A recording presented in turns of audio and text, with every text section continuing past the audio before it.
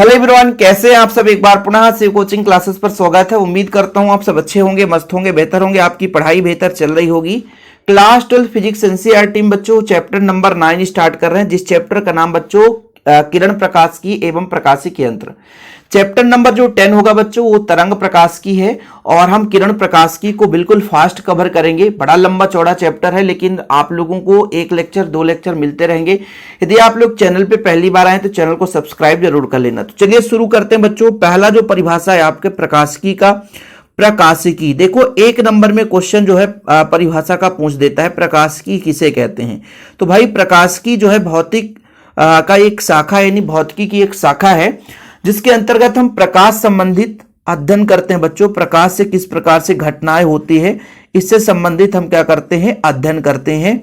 ये आपका शाखा बच्चों क्या कहलाता है, प्रकाशिकी। यानी भौतिकी की वह शाखा जिसके अंतर्गत प्रकाश एवं उसके ऊर्जा और प्रकाश से होने वाली परिघटनाओं का हम अध्ययन करते हैं, वो आपका क्या कहलाता है बच्चों, प्रकाशिकी। यानी प्रकाश से संबंधित होने वाली घटनाओं का अध्ययन जिस शाखा के अंतर्गत करते हैं वो आपका प्रकाशिकी कहलाता है। किसी को कोई प्रॉब्लम? चलो बच्चों यहां पर देख लिए आप लोग प्रकाशिकी क्या है। तो प्रकाश से संबंधित या प्रकाश के ऊर्जा से संबंधित जिन घटनाओं का अध्ययन किया जाता है उस शाखा को बच्चों हम क्या बोलते हैं, प्रकाशिकी बोलते हैं। प्रकाशिकी को 2 भागों में बांटा गया है बच्चों। एक आपका किरण प्रकाशिकी।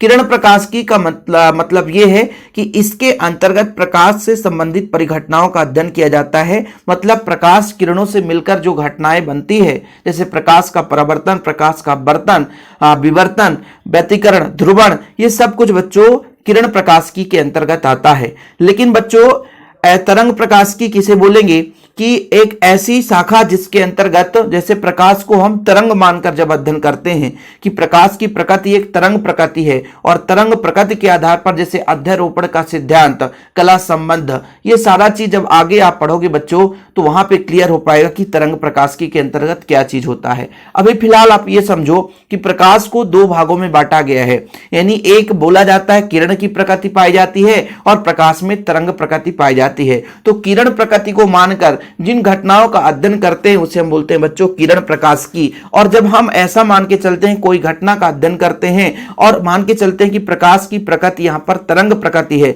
तब बच्चों उसको हम तरंग प्रकाशिकी कहते हैं। बाकी आप लोग चैप्टर नंबर 10 में तरंग प्रकाशिकी में पढ़ोगे कि हाइगन का सिद्धांत हो गया है ना, सिद्धांत का उपयोग हो गया, फिर समतल तरंगों का तरंगाग्र हो गया, अपवर्तन हो गया। तरंगों का भी अपवर्तन आप पढ़ोगे, ऐसा नहीं है।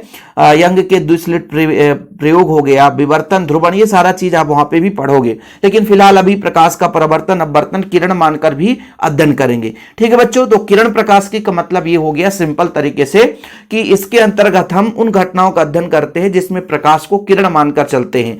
और तरंग प्रकाशिकी का सिंपल बच्चों, इसके अंतर्गत हम उन परिघटनाओं का अध्ययन करते हैं जिसमें प्रकाश की प्रकृति हम तरंग प्रकृति मानकर चलते हैं। ओके बच्चों, तो हमारा मेन टास्क था प्रकाश का परावर्तन।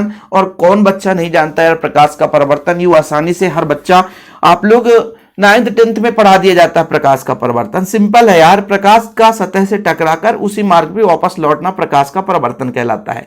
10th क्लास में आप लोगों ने पढ़ा होगा कि प्रकाश का किसी सतह से टकराकर उसी माध्यम में वापस हो जाना प्रकाश का परावर्तन कहलाता है। फिर से समझना बच्चों, प्रकाश का किसी सतह से टकराकर उसी माध्यम में वापस हो जाना प्रकाश का क्या कहलाता है, परावर्तन कहलाता है। देख सकते हैं बच्चों, ये आपका पृष्ठ है, इस पर प्रकाश किरणें आपतित हो रही है। केंद्र O पर मान लीजिए यहां पर आपतित हुई है बच्चों, और फिर उसी दिशा पे, मतलब जिस दिशा से आई है उसी दिशा पे वापस हो जाती है। जरूरी नहीं रहता कि उसी लाइन पे जाए, उसी रेखा पर जाए, लेकिन मान लीजिए पृष्ठ है, इस दिशा से आया था, उसी दिशा में वापस हो गया। यानी वही माध्यम है बच्चों। एक प्रकार से हम कह सकते हैं कि जिस माध्यम से होकर आया था उसी माध्यम में मान लेते हैं। दिशा थोड़ा सा उल्टा हो जाएगा, है ना।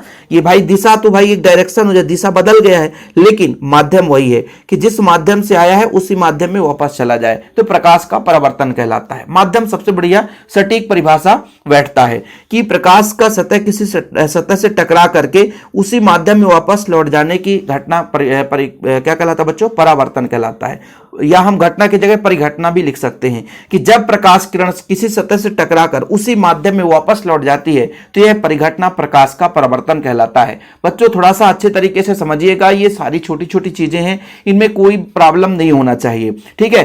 प्रकाश का किसी सतह से टकराकर उसी माध्यम में वापस लौट जाने की परिघटना प्रकाश का परावर्तन कहलाता है। ये बच्चों पृष्ठ है जहां पर प्रकाश किरणें आपतित होती है। सबसे बढ़िया मैं आपको एक एग्जांपल बताता हूं। जैसे आप लोग आंगन में बैठे हो बच्चों, और जो घर में आप देखते हो है ना, कंघी करते हो ना, तो शीशा का प्रयोग करते हो कि नहीं करते हो, दर्पण जिसे मिरर बोलते हैं, उसमें आप लोग जब प्रकाश सुबह निकलता है बच्चों तो उसमें आप प्रकाश आपतित करके शीशा को घुमाओगे तो प्रकाश आपके कमरे में चला जाता है।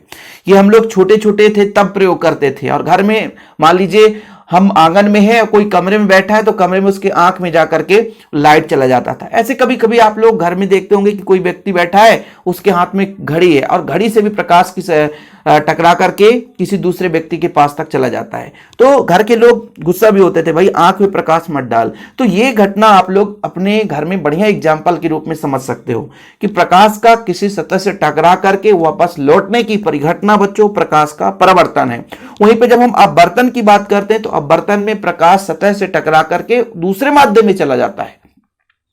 प्रकाश के परावर्तन में प्रकाश किरण उसी माध्यम में वापस लौटती है, लेकिन अपवर्तन में बच्चों सतह से टकराकर दूसरे माध्यम में चला जाता है।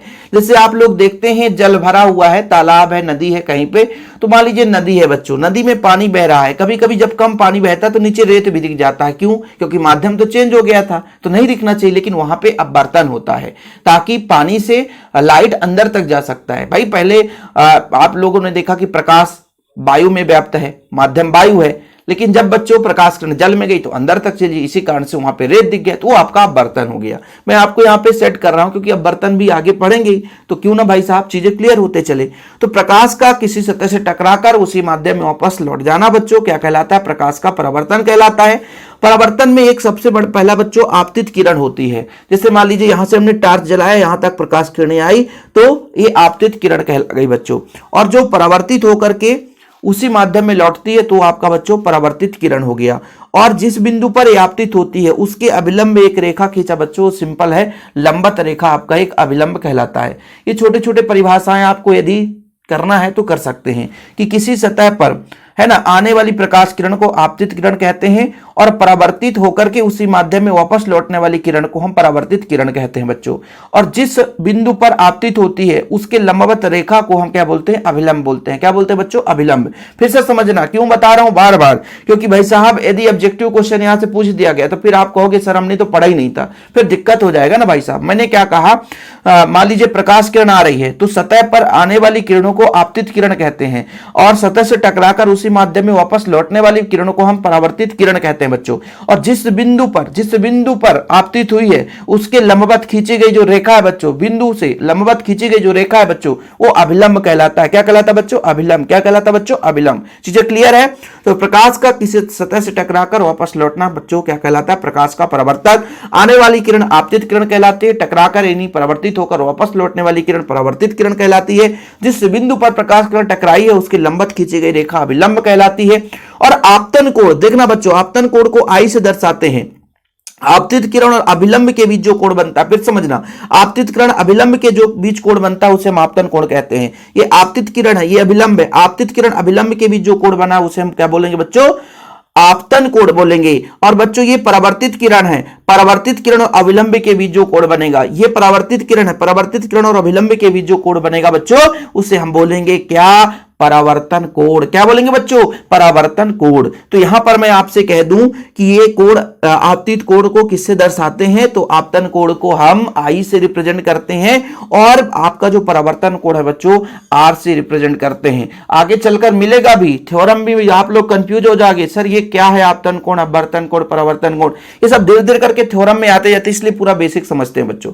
तो ये आपका अभिलंब और आपतित किरण के बीच जो कोण है वो आपतन कोण है। अभिलंब और परावर्तित किरण के बीच जो कोण है बच्चों ये आपका परावर्तन कोण है। और बच्चों इसका नियम है, परावर्तन के दो नियम है कि आपतन कोण आई और परावर्तन कोण आर सदैव बराबर होता है।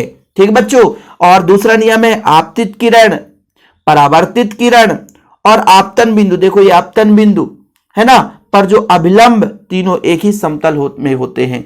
मतलब कहने का क्या हुआ तात्पर्य, ये जो आपतित किरण है, परावर्तित किरण है और बच्चों यहां पर आपतन बिंदु पर जो अभिलंब है, तीनों एक ही समतल पर होते हैं, तीनों एक ही समतल पर। चीजें क्लियर बच्चों? ये आपतित किरण, ये परावर्तित किरण, अभिलंब का ये आपतन बिंदु यहां पे है, तीनों के तीनों बच्चों क्या है, एक ही समतल पर होते हैं। कहां होते बच्चों? एक ही समतल पर होते हैं। किसी को कोई प्रॉब्लम तो नहीं है, कोई दिक्कत तो नहीं बच्चों? यहां पर आप देख लीजिए परावर्तन के नियम, परावर्तन के दो नियम है। आपतन कोण सदैव परावर्तन कोण के बराबर होते हैं बच्चों। आपतित किरण, परावर्तित किरण और आपतन बिंदु अभिलंब तीनों एक ही समतल पे होते हैं। मतलब मैंने कहा ये आपतित किरण है और बच्चों ये आपका क्या है, ये आपका क्या है बच्चों, ये अभिलंब है और ये परावर्तित किरण है बच्चों। यहां पर जो कोण बना वो दोनों बराबर हैं और तीनों एक ही समतल पर होते हैं। मतलब आपतित किरण का, परावर्तित किरण पर और आपतन बिंदु पर जो अभिलंब है वो तीनों एक ही समतल पर होते हैं। तो ये आज का पहला लेक्चर था और जिन बच्चों को नोट्स लेना है तो नोट्स जरूर ले लें। कॉन्टैक्ट नंबर है 9685 29 91 49 9685299149। ये मेरा पर्सनल नंबर बच्चों। जिन बच्चों को नोट्स लेना है कंप्लीट नोट्स ले लें और प्रॉपर रूप से तैयारी करें बोर्ड एग्जाम की। जो भी डाउट हो कमेंट बॉक्स में जरूर बताइएगा और वीडियो पसंद आए तो बच्चों आप लोग लाइक करके शेयर करिएगा। फिलहाल अभी के लिए इतना ही। जय हिंद, वंदे मातरम।